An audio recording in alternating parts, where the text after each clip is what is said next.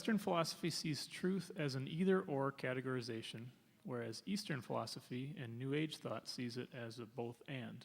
Do you think there is any validity to that?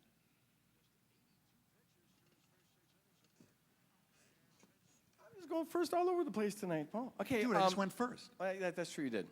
Well, there is, I want to say yes and no. How's that? You're like a broken record. Question. On the one hand, it is often when two people or even two schools of thought are dialoguing together, it's wise to say, are we seeing things from different perspectives? Could we both have some element of truth? Because all of our perspectives are limited, and so it's good to work toward, kind of a consensus. Okay, and there can be an element of truth. Even in assertions that are opposite each other, there could be an element of truth in both.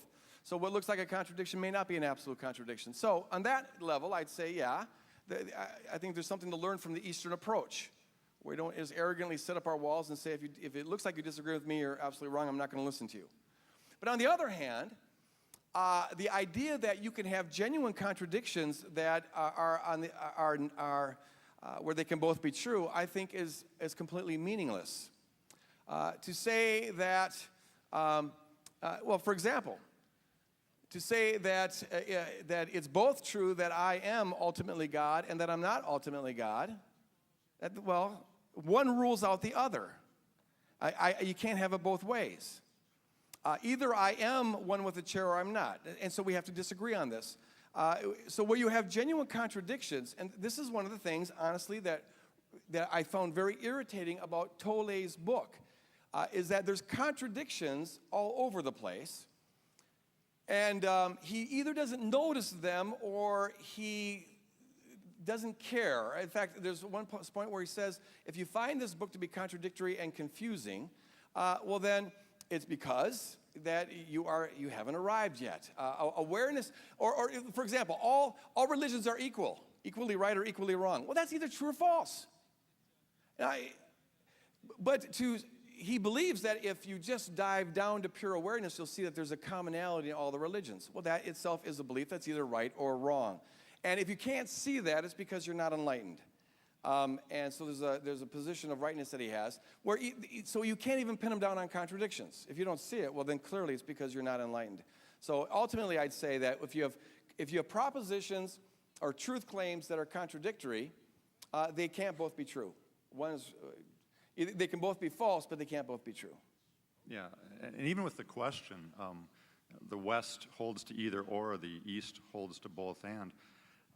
I would say on the surface, the East holds to both and. In other words, that's the claims that are made. But in fact, they hold that the both and is true. Therefore, either the both and is true or it's not.